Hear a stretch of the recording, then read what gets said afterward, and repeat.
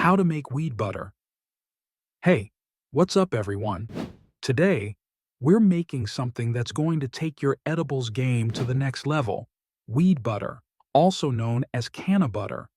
Whether you're baking brownies or cooking up something savory, this is how you infuse your food with cannabis. Let's get started. Here's what you'll need. Butter, unsalted works best.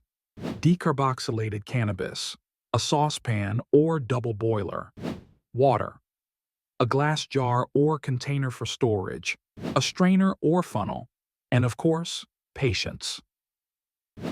Okay, first, we need to decarboxylate the cannabis.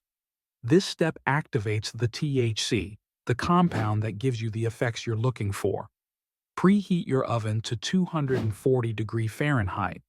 Spread your cannabis evenly on a baking sheet and bake it for 30–40 minutes. Keep an eye on it to make sure it doesn't burn. Next, melt your butter over low heat. You don't want it to boil, just let it melt gently. If you're using a double boiler, it'll prevent scorching. Once your butter is melted, add the cannabis and 1 cup of water.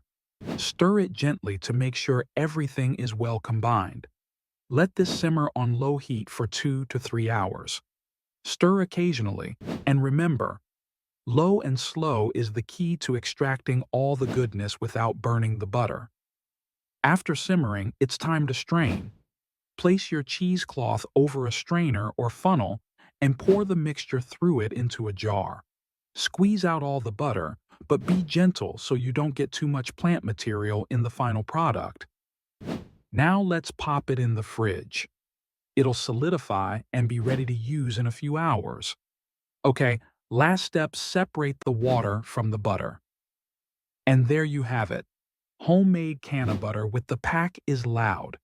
Now that you're ready to take your recipes to a higher level, always remember to dose responsibly and enjoy your creations. If you like this video, hit that like button, subscribe, and let me know in the comments what you're planning to make with your canna butter. See you next time. Grow bigger, grow better.